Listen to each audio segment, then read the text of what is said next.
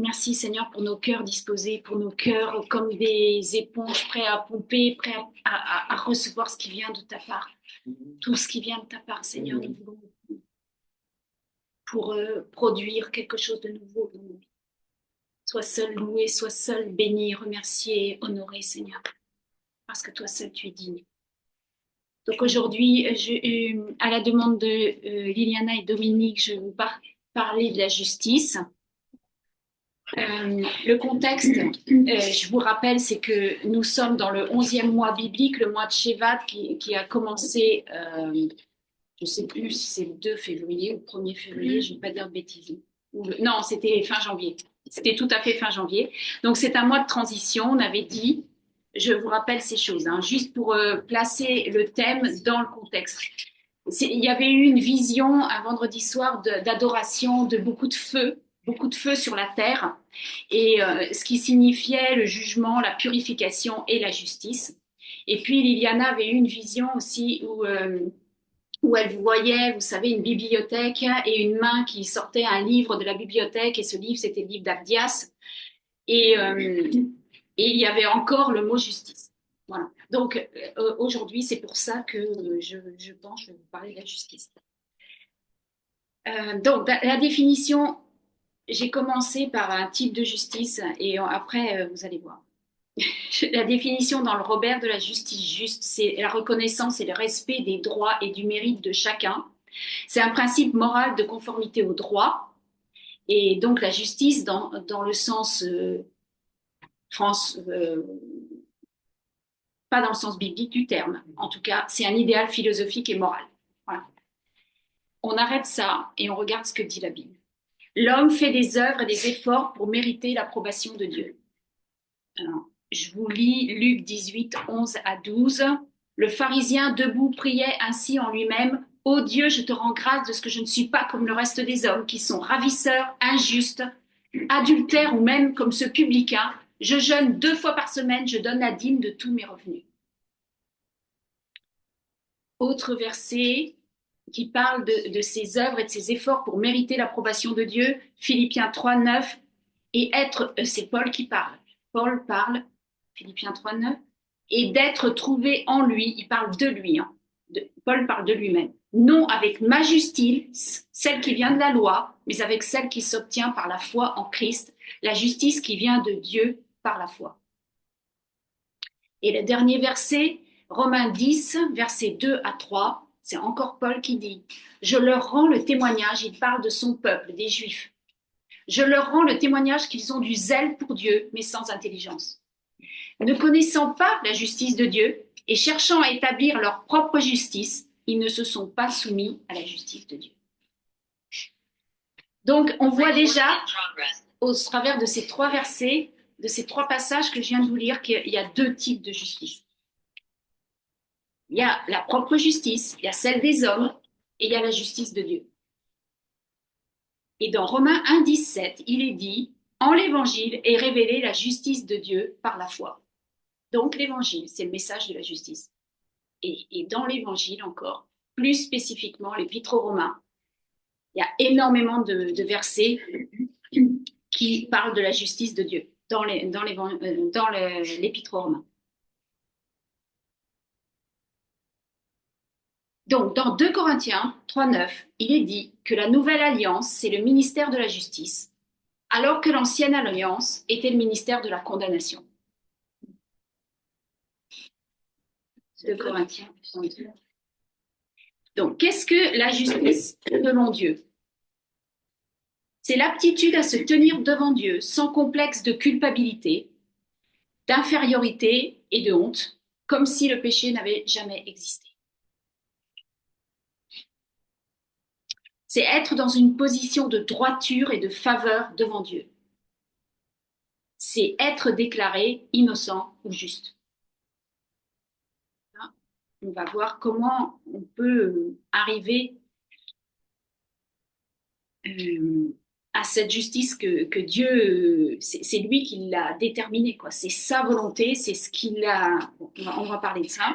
Donc, la première création de Dieu, la terre a été créée pour l'homme. Ça, c'est dit dans le psaume 115:16. Dieu a créé la terre pour l'homme.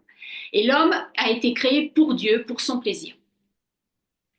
Ça, c'est dans le psaume 149:4, avec un but spécifique, c'est qu'on soit ses enfants avec lesquels il pourrait partager une intimité. C'est le rêve de Dieu. C'est son cœur depuis l'origine. L'homme a été créé juste et il pouvait être proche et intime de Dieu, avec Dieu.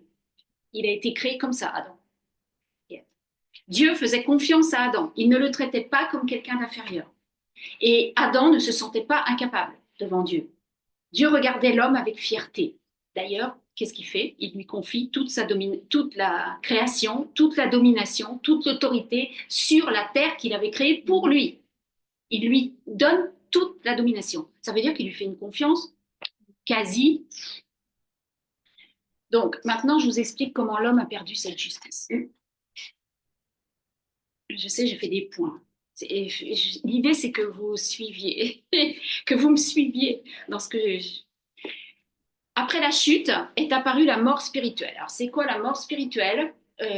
Imagée, c'est un cordon ombilical qui a été coupé, spirituel, le cordon ombilical spirituel a été coupé. C'est ce cordon ombilical par lequel le Père déversait la vie de son Fils, la vie dans son Fils. Et ce cordon ombilical,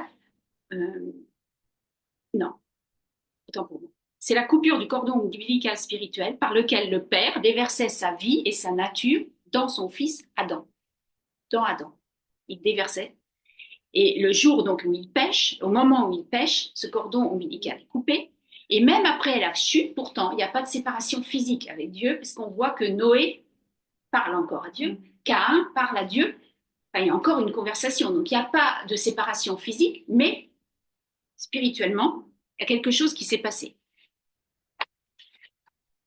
Il n'y a pas de rejet de Dieu suite à la chute, mais Dieu les a fait sortir du jardin afin de les empêcher de manger de l'arbre de vie qui les empêcherait de mourir et qui les laisserait éternellement dans une situation de péché.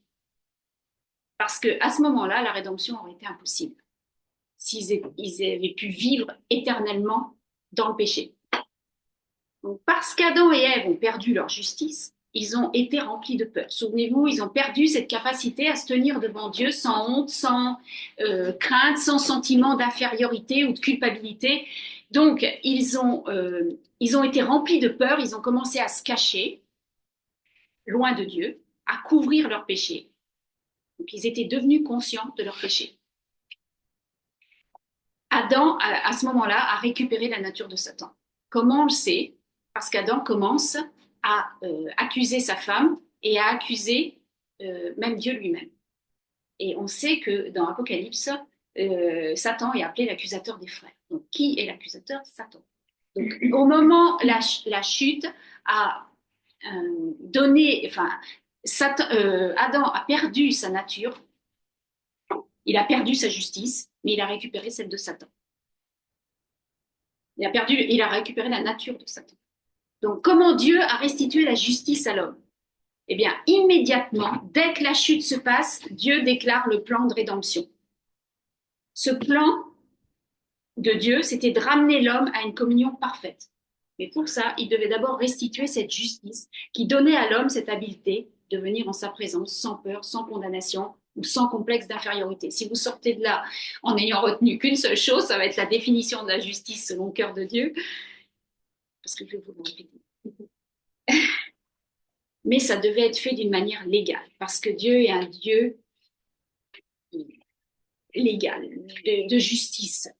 Donc, il ne pouvait pas faire n'importe comment. Le plan de rédemption, je vous dis que c'est immédiatement qu'il l'a déclaré, c'est dans Genèse 3:15, donc c'est juste, vraiment, juste après la chute. L'homme avait tout donné au diable, on va lire Genèse 3:15. L'homme avait tout donné au diable. Je vous lis le verset. Alors l'homme était le seul qui pouvait tout récupérer du diable. Mais il était esclave du diable. Donc il fallait trouver un homme sans péché. C'est pour ça que Jésus seul est qualifié. Mais comment Jésus a-t-il vaincu le diable et récupéré cette autorité? Donc, je vous lis déjà Genèse 3,15, ce qui s'est passé, le plan de rédemption qui est déclaré dès les toutes premières pages de la Bible. Je mettrai inimitié. Inimitié, c'est la haine entre toi et la femme. Il parle au serpent, il maudit le serpent dans le jardin. Je mettrai inimitié entre toi et la femme, entre ta postérité et sa postérité. Celle-ci t'écrasera la tête. Donc la postérité de la femme, la postérité, c'est le mot semence. La semence de la femme t'écrasera la tête et tu lui blesseras le talon. Bon, vous savez, je ne vais pas vous faire un cours de biologie, que la femme ne produit pas de semence. Donc la semence venait de Dieu, du Saint-Esprit, dans le ventre de la femme, pour produire un homme sans péché, Jésus. Donc cette semence allait écraser la tête du serpent puisqu'il avait été maudit et à ramper, il avait été condamné à ramper sur le sol, dans la poussière. Ça, c'est dit quelques versets avant. Et lui, Satan, blesserait le talon, c'est une image de la crucifixion. Vous savez que Jésus a été un seul clou à transpercer les deux talons comme ça, l'un sur l'autre, sur la croix. Un seul clou énorme, je ne sais pas de combien de centimètres de long, à transpercer les deux talons l'un au-dessus de l'autre, de Jésus. Donc ça, c'est une image de la crucifixion. Je vous ai lu Genèse 3,15. Donc, Dieu voulait restituer à l'homme sa justice d'une manière légale. Donc, je vous explique que comme l'homme avait tout donné au diable, l'homme était le seul pourtant qui pouvait tout récupérer du diable. Mais cet homme ne devait pas être sous la domination de Satan. Or, Adam et sa postérité étaient esclaves de Satan. Donc cet homme devait être sans péché. Jésus seul est qualifié. Comment Jésus vainc-il le diable? Dans 2 Corinthiens 5, 21, il est devenu péché pour nous. Donc il a pris tout ce qu'il y avait sur l'homme qui l'empêchait d'être juste, il l'a pris sur lui et il a donné à l'homme toute sa justice. Il y a eu cet échange. Et dans 1 Pierre 3, 18, Jésus est mort pour les péchés afin de nous ramener à Dieu. Et ça s'est fait au travers du sang. Pourquoi le sang? Parce que dans la Bible, il est dit que sans effusion de sang, il n'y a pas de pardon. C'est dit dans l'hébreu. Donc c'est le sang de Jésus qui ne couvre pas le péché, mais qui efface nos péchés pour toujours. Donc, c'est la différence entre la rémission et l'expiation. Donc, pendant 2400 ans, les Juifs ont offert des sacrifices. Donc, ils ont fait couler le sang d'animaux sur lesquels ils avaient posé leurs mains pour qu'il y ait transfert de tout leur péché sur l'animal qui allait mourir. Ça, c'était de l'expiation. Pendant un an, ça enlevait la conscience de leur faute, de leur péché. Mais pendant un an, l'année d'après, en fait, c'est comme s'ils jouaient une pièce de théâtre. Ils faisaient une répétition de ce qui allait se passer quand Christ viendrait, du sacrifice de Jésus. Et ça, c'est très différent de la rémission, de ce qu'a fait Jésus. Parce que dans Hébreu, il est bien dit que c'est une fois pour toutes. Lui, il a payé une fois pour toutes. Donc, et ce sacrifice qui est parfait efface nos fautes, nos péchés pour toujours, c'est dans Hébreux 9, 26. Donc, en plus du péché, il n'a pas enlevé seulement le péché, il a enlevé la conscience du péché pour que l'on puisse à nouveau s'approcher de Dieu avec assurance. Hébreux 9, 13, 14. Dans le livre des Hébreux, aux Hébreux, dans l'épître aux Hébreux, il y a énormément de références. Hébreux quoi? 9, 13, 14. Oui.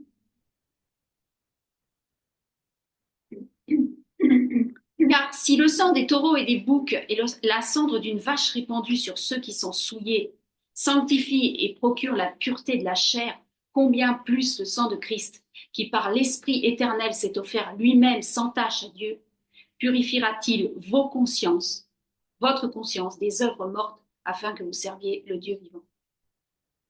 Donc, nos consciences, donc non seulement il a il a fait le pardon des péchés en offrant son sang, Jésus, mais il nous a enlevé la conscience du péché.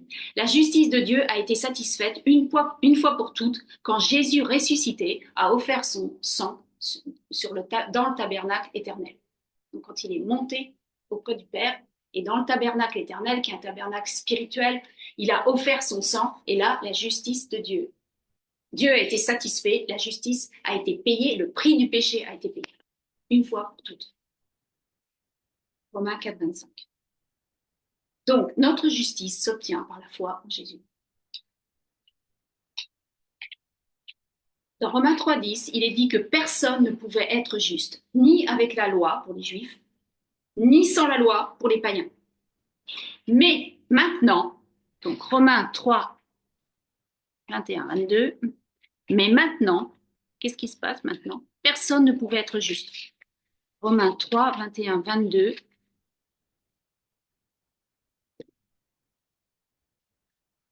Mais maintenant, sans la loi, est manifestée la justice de Dieu, à laquelle rendent témoignage la loi et les prophètes. Justice de Dieu par la foi en Jésus-Christ pour tous ceux qui croient. Il n'y a point de distinction. Donc, la justice est un don gratuit. Romains 5, 17. C'est un don gratuit. Si par l'offense d'un seul, la mort a régné par lui seul, à plus forte raison ceux qui reçoivent l'abondance de la grâce et du don de la justice. Ceux qui reçoivent l'abondance de la grâce et du don de la justice régneront-ils dans la vie par Jésus-Christ, lui seul. Donc c'est un don gratuit. Notre justice n'a rien à voir avec notre bonne conduite. Rien. Nos bonnes œuvres, notre bonté. Notre justice ne résulte pas de ce que nous avons fait, mais de ce que Jésus a fait et de sa bonté à lui. Et la justice se reçoit, puisque c'est un don, parce qu'elle est donnée, ça se reçoit comme un cadeau.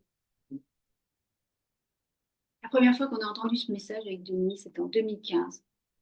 Et on était chrétiens depuis 25 ans. Ça nous a mis la tête en bas, les pieds en l'air, et tout ce qui est dans les poches, ça tombait. Ça tombait. On pleurait. Et pourtant, on avait donné nos vies au Seigneur depuis 25 ans. Dieu ne nous donne pas seulement la justice, la Bible dit, enfin l'Évangile nous dit qu'il nous rend justes. Donc 2 Corinthiens 5, 17. Je vous donne tous les versets, mais c'est au cas où.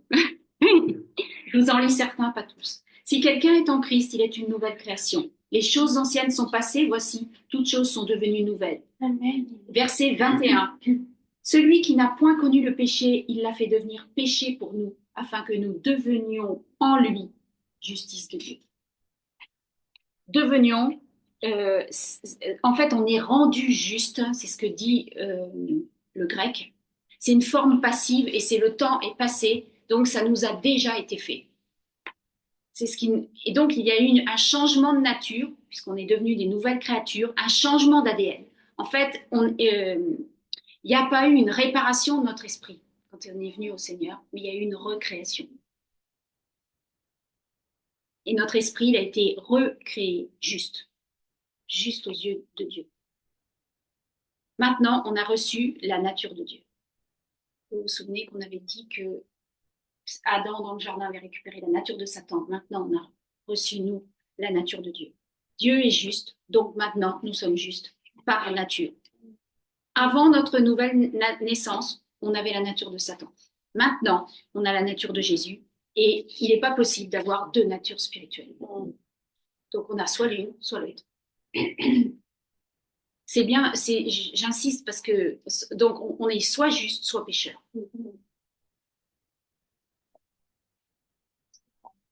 Donc, je suis en train de vous expliquer comment Dieu a récupéré la justice à l'homme. Donc, pour comprendre cette justice, la justice, elle fait pas le va-et-vient. J'essaie d'enlever plein de choses qui pourraient rester encore dans nos mentalités, dans nos pensées et qui sont erronées, selon la Bible. Donc la justice, ça ne fait pas le va-et-vient. Si on est né de nouveau, on est né juste et on reste juste.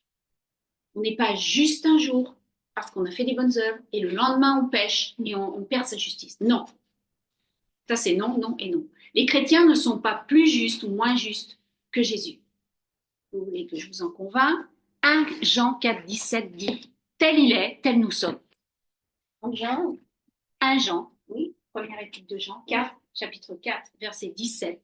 Tel Jésus est, tel nous sommes. Donc, on n'est pas plus ou moins juste que Christ et on ne sera pas plus juste au ciel. Parce que la fin du verset que je viens de vous dire, tel il est, tel nous sommes dans ce monde. Dès maintenant. Pas après. Pas quand on sera avec lui. Maintenant. Dans ce monde. Donc, on ne sera pas plus juste plus tard. On est juste, même si nous n'avons pas l'impression de l'être, puisqu'on doit recevoir cette justice par la foi. Par la foi.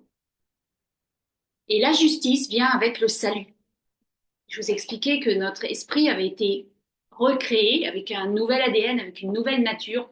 On ne peut pas séparer la justice du salut. Romains 10, 10 dit car c'est en croyant du cœur qu'on parvient à la justice. Et c'est en confessant de la bouche qu'on parvient au salut. Dans le même verset. Donc, l'un et l'autre, le salut et la justice sont intimement liés. La parole dit que nous sommes justes maintenant. On doit le croire et l'accepter, même si nos émotions nous disent le contraire. J'avais mis ça en gras, super gras. Donc, la question maintenant que l'on va se poser, c'est est-ce qu'on doit être conscient de notre justice ou conscient de nos péchés? Est-ce qu'on doit être conscient de notre péché? C'est la vraie question. Dans Romains 3, 20, il est dit, comme ça vous permet de répondre tout de suite à la question. Romains 3, 20 dit, car personne ne sera justifié devant lui par les œuvres de la loi, puisque c'est par la loi que vient la connaissance du péché. Donc c'est la loi qui amène la conscience du péché. La loi est appelée le ministre de la mort. C'est Paul qui le dit dans 2 Corinthiens 3. La loi est appelée le ministre de la mort. Donc non, la conscience du péché, on doit s'en débarrasser. Parce qu'elle va nous tuer. Elle va nous condamner.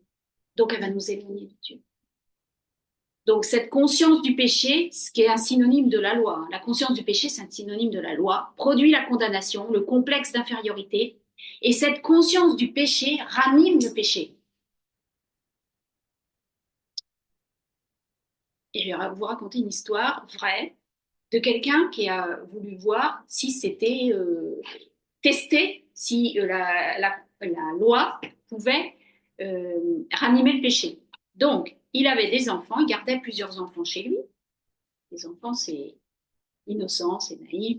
Ils jouaient, ils étaient tranquilles, tout mignons dans le jardin, tout se passait bien. Et lui, il est arrivé et il leur a dit, surtout les enfants, ne touchez pas aux fleurs qui sont là. Pourquoi? Aux fleurs. Les fleurs qui ont été semées là dans le carré là-bas, n'y touchez surtout pas, parce que sinon vous aurez fermé. Et là, les enfants qui n'avaient même pas remarqué les fleurs, qui n'avaient rien à faire des fleurs, jusque-là tout se passait bien, d'un seul coup. Il les regardait. Ils s'étaient cachés, ils regardaient ce qu'ils allaient faire. Aussitôt, il y en a un qui est allé vers les fleurs. Ah, ils sont là les fleurs. Et pff, ils ont craché sur les fleurs. L'autre, il a commencé à dire, on pourrait les arracher aussi, on pourrait... Et puis il y en a qui mouraient d'envie de le faire, mais n'osaient pas. Et ils étaient tous autour des fleurs, en fait. Ils étaient tous attirés comme... alors qu'avant, ils n'avaient même pas remarqué qu'il y avait un massif de fleurs. Donc, c'est la loi qui ranime ou qui ravive le péché. Donc, la justice ne peut pas venir de cette loi. Et dans 1 Corinthiens 15, 56, il est dit que la puissance ou la force du péché, c'est la loi. Donc, ce qui donne de la force au péché, c'est justement la loi. Donc, Jésus nous a libérés de la conscience du péché en venant mourir à la croix, il y a 2000 ans. Donc, on ne peut pas l'accepter comme étant un bénéfice. Parce que sinon, quel est l'intérêt de son sacrifice? Cette conscience du péché, c'est la loi. Est-ce que la loi n'était pas parfaite? Ben, si, la loi, elle était parfaite. Donc, la question que je vous pose maintenant, c'est pourquoi Dieu a-t-il donné cette loi? Puisqu'elle ranime le péché, puisqu'elle nous donne conscience du péché, puisqu'elle nous pousse à nous éloigner de Dieu, à nous sentir condamnés, inférieurs, à être dans la honte, et que ce n'est pas du tout ce que recherchait le Père à l'origine. Pourquoi est-ce que Dieu a donné cette loi? Parce que quand son peuple est sorti d'Égypte, l'esclavage qu'ils avaient connu pendant 400 ans n'est pas sorti d'eux. Ils avaient toujours une mentalité d'esclave. Ils ont refusé ce que Dieu leur a proposé. Lui, ce qu'il voulait, c'était un peuple de sacrificateurs qui marchait devant lui, un à un, comme Abraham avait fait par la foi. Lui, il voulait que tous les Israélites marchent devant lui comme Abraham par la foi. Et qu'ils soient des sacrificateurs, qu'ils soient pour leur famille, pour leur maison. Et eux, ils ont dit, ah non, non, non, non, on veut pas. Ah non, non, non, pas du tout. Nous, on veut que parler à Moïse et Moïse te parle à toi, mais pas nous. Nous, on veut pas. Donc, ils ont refusé de marcher dans cette intimité avec Dieu. Ils ont refusé. Et Dieu leur a donné la loi pour les protéger comme des enfants, pour un temps, jusqu'à ce que Christ vienne. Pour les guider aussi, donc, pour les protéger comme des enfants. Si tu obéis, tu as une sucette. Si tu désobéis, tu as une fessée. Voilà ce qu'il a fait. C'était clair. Il a donné la loi pour les guider et leur montrer que la loi était parfaite et qu'ils ne l'étaient pas, qu'ils n'arriveraient pas à l'accomplir. Donc, ils n'arriveraient pas à être justes, en fait, selon cette loi. Puisqu'on a dit dès le départ qu'on voyait qu'il y avait la justice de la loi et la justice de Dieu. Il y avait la justice des hommes et celle que Dieu... Ils auraient besoin d'un sauveur. Donc, il pointait déjà, pendant un temps, tant que Christ ne vient pas sur la terre, essayer de suivre cette loi. Dieu leur disait, en fait, mets ta foi dans le sacrifice, comme Abraham. Sous la loi, le péché nous domine. Si on se place sous la loi, on est dominé par le péché. Un chrétien qui a constamment conscience du péché se sent indigne. Et il se fait voler son assurance, il se fait voler sa foi, il se fait voler sa capacité à recevoir toute chose de Dieu, puisque tout ce qu'on reçoit de Dieu, on le reçoit par la foi. Donc, comme il ne peut plus se tenir en présence de Dieu, il ne peut plus rien recevoir. Il lutte, ce chrétien-là lutte contre de mauvaises habitudes et souvent il est dans l'échec. Souvent. Donc, si j'avais un tableau, je vous ferais un dessin. Je vais vous le faire. Ça serait un cercle. Le dessin est un cercle, une boucle. La conscience du péché produit la condamnation et la culpabilité. On s'éloigne de Dieu, c'est le pas suivant. Il n'y a plus d'intimité. Le cordon ombilical a été coupé. Donc, on pêche encore davantage et on est revenu. Ça fait la même. À nouveau, on est dans la condamnation et la culpabilité, et on tourne comme les souris ou les hamsters dans leur cage, l'une en rond. Donc, c'est un cercle vicieux. Comment est-ce qu'on sort de là? Comment on sort de ce cercle-là? Donc, dans Proverbe 23:7, il est dit, comme il a pensé dans son âme, tel il est. Donc, c'est notre façon de penser qui produit nos actions. Donc, ce qu'il faut commencer par changer, c'est ce qu'il y a là. Psaume 23:7. Comme il a pensé dans son âme, tel il est. Proverbe, pas psaume, proverbe, excusez-moi. Proverbe, je crois, j'ai dû dire une bêtise. 23:7. Comme il a pensé dans son âme, tel il est. Ma façon de penser va produire ce que je vais faire. Donc, si je veux changer ce que je fais, il faut changer ce que je pense. Il faut changer cette façon de penser. Si je me vois comme un pécheur charnel, je vais produire la défaite, le péché. Parce que je me vois comme ça. Donc, le pas suivant, c'est comment je vais briser ce cercle vicieux que je vous ai décrit et changer ma conduite. En fait, la seule solution pour changer notre conduite, la Bible dit que c'est de changer l'image que nous avons de nous-mêmes. Et comment on peut faire ça? Comme le principe, c'est qu'on devient ce que l'on regarde. Qu'est-ce qu'on doit regarder? C'est un principe biblique, hein. C'est comme ça que Jacob a arnaqué Laban, a floué son oncle et à cause des brebis qui regardaient tout le temps une palissade que Jacob avait taché et rayé. Et les petits qui sont sortis, les petits qui sont nés de ces brebis étaient tachés et rayés. Et comme il avait fait un pacte avec son oncle en disant tout le troupeau, tout ce qui est taché et rayé m'appartient. Donc c'est un principe biblique que on est ce qu'on regarde, ce qu'on écoute aussi. En fait, on les porte quoi, de notre âme, les yeux, les oreilles. Donc qu'est-ce qu'on doit regarder constamment? L'image de Dieu. 2 Corinthiens 3, 18. 2 Corinthiens 3, 18. J'ose pas vous demander si vous êtes toujours avec moi. J'ose même pas. Je vous lis ça. 2 Corinthiens 3, 18 dit, nous tous dont le visage découvert reflète, ah ouais, la gloire du Seigneur, nous sommes transformés en la même image de gloire en gloire par l'Esprit du Seigneur. Donc, ce qu'on doit regarder, c'est l'image de Dieu. Et où est-ce qu'on va découvrir l'image de Dieu? Ben, évidemment, dans la parole. Parce que la parole, c'est un miroir.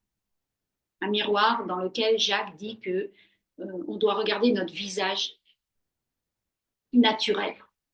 Et en grec, le visage naturel, c'est Génésis. Le visage, c'est le visage de notre naissance spirituelle. C'est ça ce qu'on doit regarder dans la parole. C'est spirituellement qui on est. Pas notre visage physique, parce que ça va pas changer notre façon de penser. Donc, on doit apprendre à regarder dans le miroir de la parole cette nouvelle nature spirituelle qu'on a reçue quand on est venu au Seigneur, quand on a donné nos cœurs et nos vies au Seigneur. La parole nous révèle qui nous sommes vraiment maintenant. Et cela transforme notre façon de nous voir, nous. En fait, il s'agit de croire ce que Dieu dit de nous dans la parole.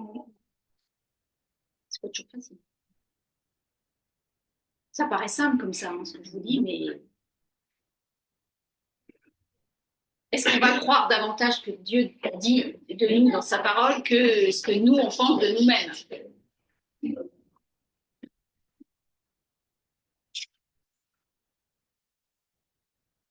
Donc, qu'est-ce que le miroir de la parole nous révèle? Qu'est-ce qu'elle dit? Qu'est-ce que dit ce...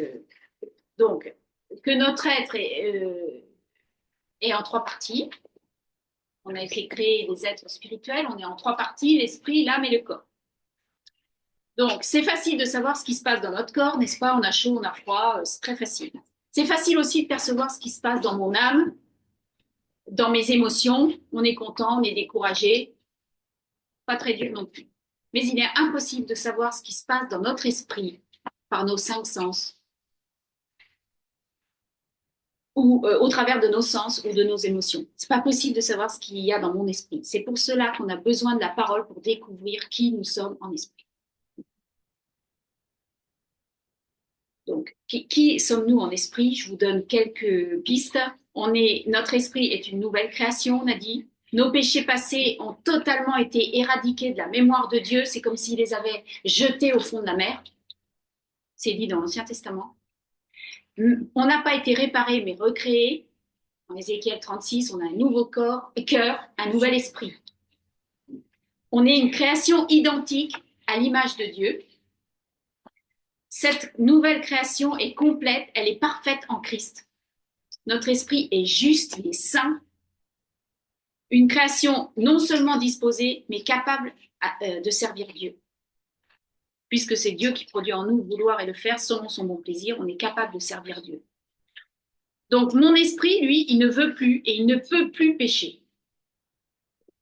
Ça, je vous le livre, c'est écrit dans 1 Jean 3, 9.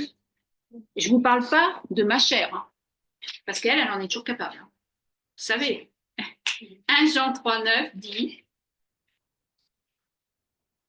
« Quiconque est né de Dieu ne pratique pas le péché, parce que la semence de Dieu demeure en lui, dans son esprit. Et il ne peut pas pécher parce qu'il est né de Dieu. » Donc mon esprit, lui, il ne peut plus pécher. Il ne veut plus non plus. Mais ma chair a des désirs contraires à ceux de l'esprit. Donc, si mon âme, mon intelligence n'est pas renouvelée par la parole de Dieu, elle choisira selon la chair et elle pourra céder au péché. L'âme peut céder au péché.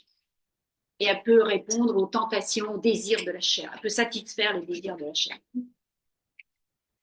Mais mon esprit, lui, non. Il ne pêche plus. C'est trop tôt. Non, pas du tout. C'est juste pour toi, c'est que tu prends le train en marche, mais bienvenue quand même dans le train qui est en marche. Notre esprit a été scellé par le Saint-Esprit. C'est dans Éphésiens 4:30. Et c'est scellé comme des bocaux qu'on ferme. Ça veut dire que la corruption qui vient de dehors ne peut pas entrer dans notre esprit.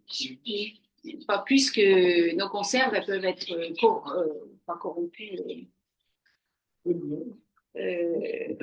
contaminées par ce qu'il y a dehors, par les microbes de dehors et tout. On est scellé par le Saint-Esprit. Donc le péché dans ma chair, il ne peut plus atteindre mon esprit. Donc souvent les gens s'approchent de Dieu avec leurs émotions. Et il faut s'approcher de Dieu en esprit parce que Dieu est esprit et Dieu nous voit dans l'esprit. Il est dit dans 1 Samuel que l'homme regarde à l'apparence extérieure, mais l'Éternel, lui, regarde au cœur, c'est-à-dire à notre esprit. C'est pour ça que quand il nous voit, il voit Christ en nous. Donc celui qui est dans notre esprit, c'est Christ. Donc lui, il voit Christ en nous. Le Père voit Christ dans notre esprit. Ah oui. Donc, dernière phrase pour conclure sur la conscience du péché. Être conscient de notre justice, ça produira une bonne conduite. Mais une bonne conduite ne produit pas la justice.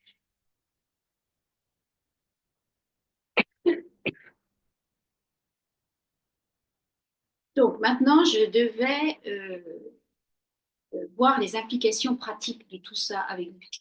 Qu'est-ce qu'en pratique? Comment, dans la vie pratique de tous les jours, on peut appliquer la justice de Dieu? Comment tout ce que je vous ai raconté là, qui est fondé sur ce que la Bible dit, hein, c'est pas ma pensée, parce que je l'ai jamais lu, mais c'est la pensée du Père, quoi. Comment on peut le mettre en pratique tous les jours? Donc, Dieu a toujours désiré développer une relation d'intimité avec l'homme. Il nous a même créés pour cela, parce que c'était son plaisir, c'était son bon plaisir. Il ne nous considère pas comme des serviteurs ou comme des amis, mais il nous appelle ses fils et ses filles.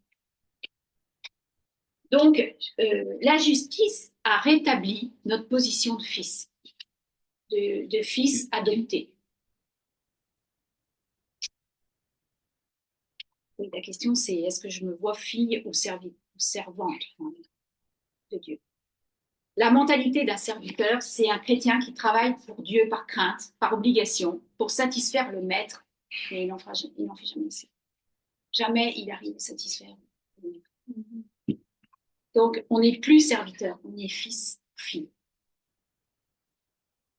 Donc, dans Éphésiens 1:5, on voit que c'était sa volonté de nous adopter. Éphésiens 1:5, on voit que c'était la volonté du Père de nous adopter.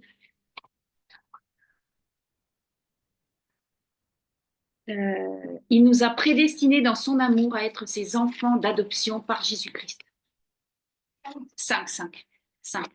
Il nous a prédestinés dans son amour à être ses enfants d'adoption par Jésus-Christ, selon le bon plaisir de sa volonté. C'était son bon plaisir. Donc, c'était sa volonté de nous adopter. Et dans Galates 4, verset 4, Dieu a envoyé son Fils pour que nous puissions recevoir l'adoption comme des fils. Je ne vais pas vous expliquer ce que c'est de recevoir l'adoption pour un juif. Ce que c'est pour un juif de recevoir l'adoption. C'est la bar mitzvah.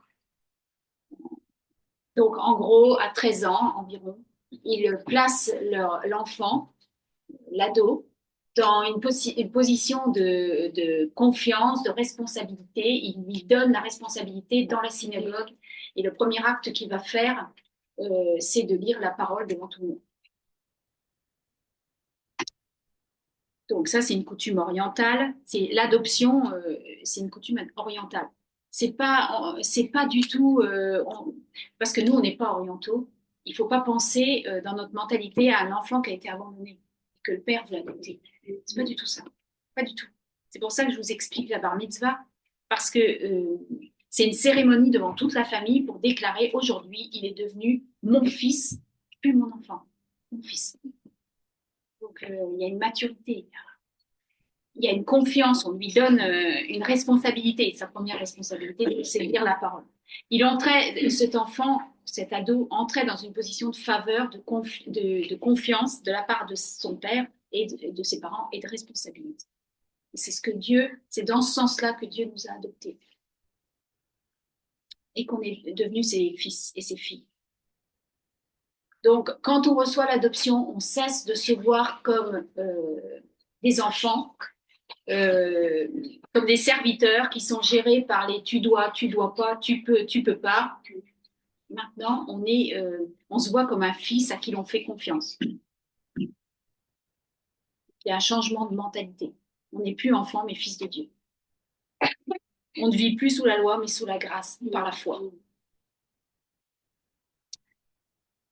Sous la loi, on était traités comme des enfants. La loi motivée par la peur de la punition ou par la récompense. J'ai pris un exemple, se brosser les dents. Si tu ne te brosses pas les dents, tu as une trempe. Tous les soirs, tu as une fessée. Mais dans la nouvelle alliance, sous la grâce, par la foi, on est traité comme des adultes et on se brosse les dents parce qu'on comprend que c'est bon pour nous. Je suis désolée. Enfin, vous avez entendu. Très belle. Se laver les dents. Oui. Donc, on a été dégagé de la loi parce que Jésus est venu pour cela, parce que la loi nous tuait. Elle nous mettait sous la malédiction, c'est dit dans Galates. Elle nous mettait sous la malédiction, elle nous tuait. Donc, Jésus est venu nous dégager de cette loi. Donc maintenant, Dieu nous traite comme des adultes et il nous fait confiance pour prendre de bonnes décisions. Il nous conseille par sa parole, par le Saint-Esprit. Nous sommes dans une position de responsabilité. Je suis libre, mais je ne dois pas utiliser cette liberté pour vivre selon la chair. Je suis libre et je choisis. C'est pas j'ai peur, mais je choisis de ne pas pécher. En fait, c'est sa grâce et son amour inconditionnel qui nous motive à marcher droit. C'est pas la peur.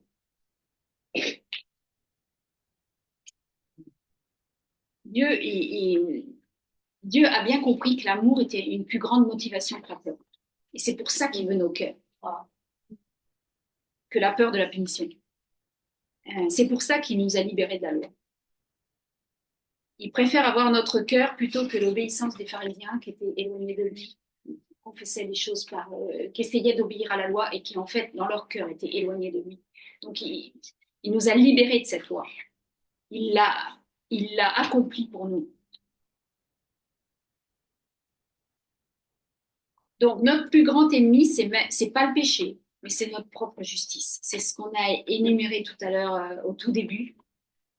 Nos propres efforts pour gagner la faveur de Dieu, parce que si on fait ça, on est disqualifié. Galates 5:4 le dit clairement, c'est clair. Si on retourne dans nos propres efforts, non, il est toujours avant. Changer de place. Galates 5, verset 4. Tu peux remettre le pied. Vous êtes séparés de Christ, vous tous qui cherchez la justification dans la loi, vous êtes déchus de la grâce. Et déchus, ça veut dire on est tombé.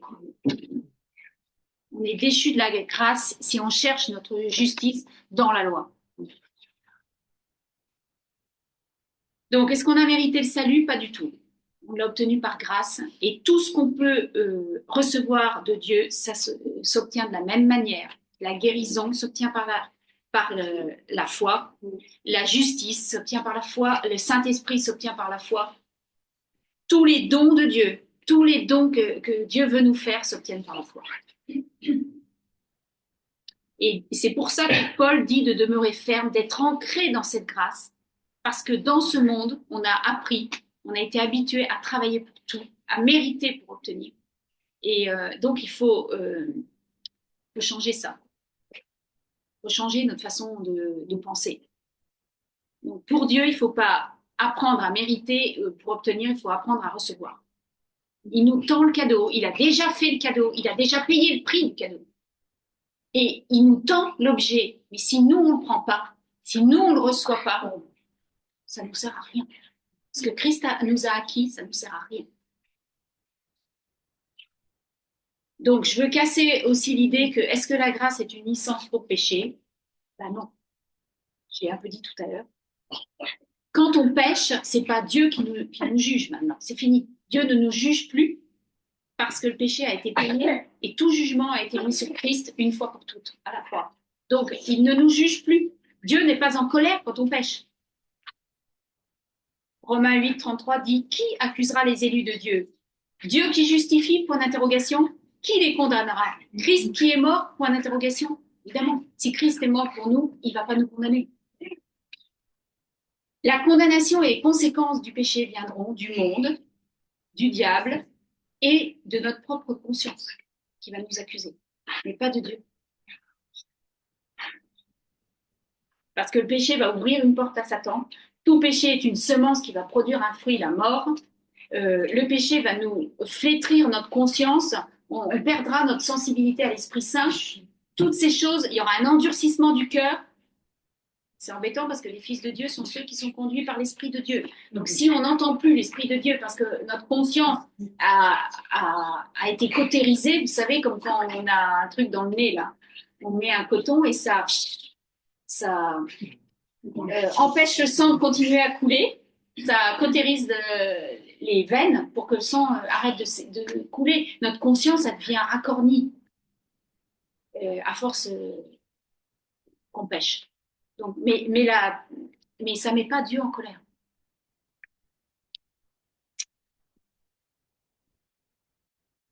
Donc le juste, deuxième avantage, là, je vous ai dit qu'on retrouvait, premier avantage dans notre vie pratique, c'est qu'on retrouve une position de fils adopté, mais de fils vis-à-vis de notre Père. Mais le juste aussi peut jouir d'une communion intime avec le Père. C'est même le premier but de la justice, en fait, de rétablir cette amitié, cette communion intime avec le Père.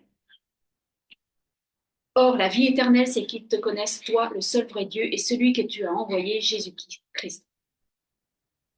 Donc, c'est cette communion, connaître, là, c'est intimement. C'est gynosco, c'est intime.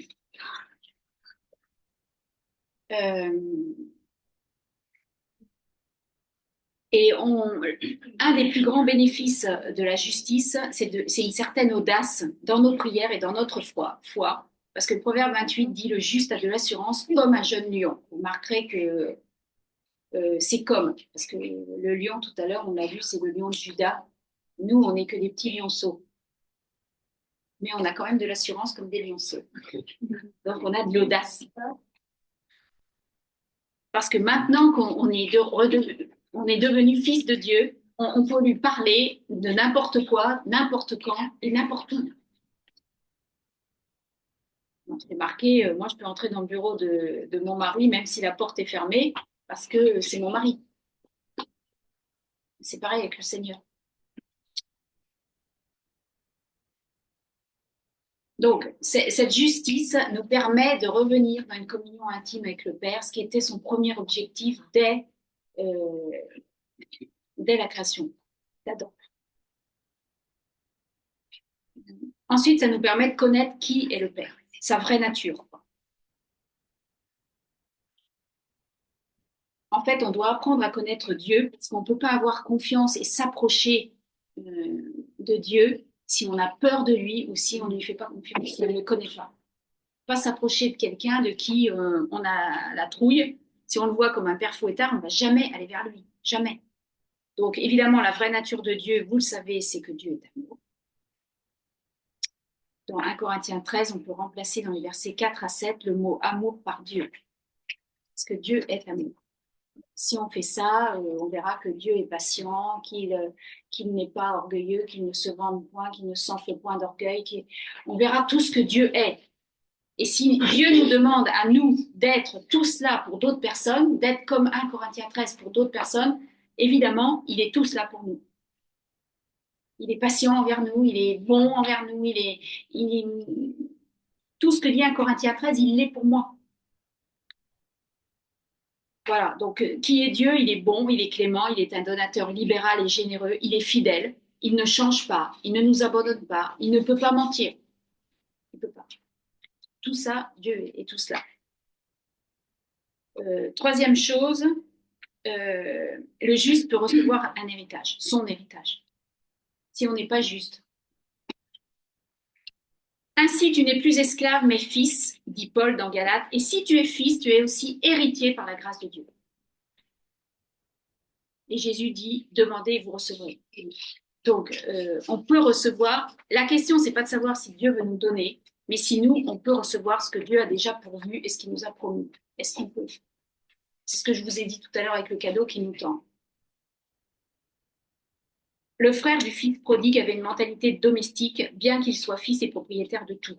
Et il n'a pas profité de ce qui lui appartenait. Il n'en a pas pris possession. Il n'a pas possédé l'héritage. Et il bossait tous les jours à côté de son père et il n'avait rien. Et d'ailleurs, il s'en plaint à un moment. Mais le père lui dit, mais pourquoi tout est à toi? Prends-le. Mais il a une mentalité de serviteur. Il n'a pas une mentalité de fils. Et donc, il ne va pas profiter de l'héritage. Donc, on peut oser demander à Dieu n'importe quoi avec audace et assurance, évidemment, selon sa volonté, évidemment. En 1 Jean 5, 14, il est dit que si on croit que Dieu nous écoute, non, je vous le lis parce que je ne sais plus par cœur. Donc, c'est là qu'on peut avoir de l'audace pour demander. On peut avoir cette audace. C'est la parole de Dieu. Hein. On peut utiliser les versets pour dire je te le demande parce que c'est écrit dans ta parole que je peux faire ça. 1 Jean 5, 14. Nous avons auprès de lui cette assurance que si nous demandons quelque chose selon sa volonté, il nous écoute. Et si nous savons qu'il nous écoute, nous savons que nous possédons la chose que nous lui avons demandée, quelle qu'elle soit.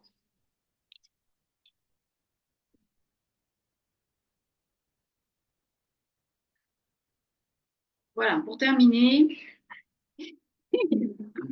les fruits de la justice.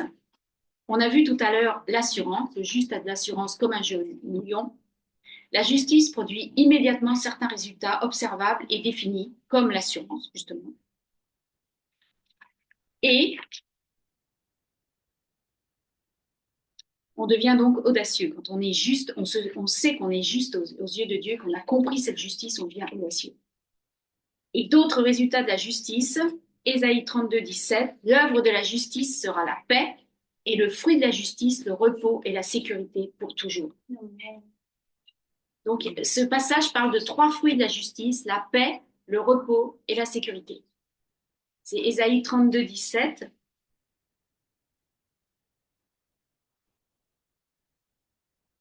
Et dans Romains 14, 17, il nous dit, car le royaume de Dieu, ce n'est pas le manger et le boire, mais la justice, la paix et la joie par le Saint-Esprit. Donc, la paix, la joie, la sécurité sont des fruits de la justice. Si on ne reçoit pas la justice par la foi, on pourra lutter en vain pour avoir ces fruits-là. Il s'agit ici de recevoir réellement l'assurance du pardon de nos péchés et la justice par la foi. Et les fruits vont suivre automatiquement.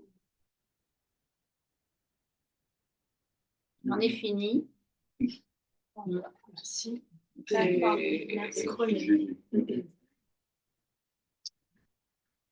parfois fait quelques raccourcis, mais j'ai conscience que c'est long parce que en fait, c'est un thème qui va de l'Ancien Testament et qui termine dans le Nouveau. Tout l'Évangile parle de la justice de Dieu en Jésus-Christ, évidemment, mais déjà dans l'Ancien Testament, déjà, il y avait des justes selon le cœur de Dieu, évidemment. Voilà, Seigneur. Je voulais juste qu'on déclare, qu'on essaie de déclarer ensemble. Donc, vous avez maintenant, j'espère, compris que vous ne devez pas permettre à la conscience du péché de dominer vos pensées, parce que sinon, vous seriez dans le doute, dans l'inférieur, vous vous sentiriez inférieur. Mais on peut déclarer, selon 2 Corinthiens 5, 21, « Je suis la justice de Dieu en Christ. Ma position en Dieu est établie. Je déclare avec assurance que Dieu m'a rendu juste. Amen. C'est pourquoi je peux me tenir dans la présence de Dieu comme si je n'avais jamais péché. Amen. Je peux me tenir dans la présence de Dieu sans me sentir condamnée, sans complexe d'infériorité spirituelle. Merci Seigneur pour cette justice que tu nous as acquise en Christ. Merci Seigneur pour la mesure de foi que tu as mis et qu'on peut activer pour recevoir ces cadeaux qui viennent de ta part, Seigneur. Merci mon Dieu parce que on ne manque de rien, on ne manque de rien. Tu as pourvu à tout, Seigneur. Tu as pourvu à tout. Et je vais finir par ces versets dans Hébreux. Je vais finir en vous les lisant, mais dans Hébreux 9, je crois.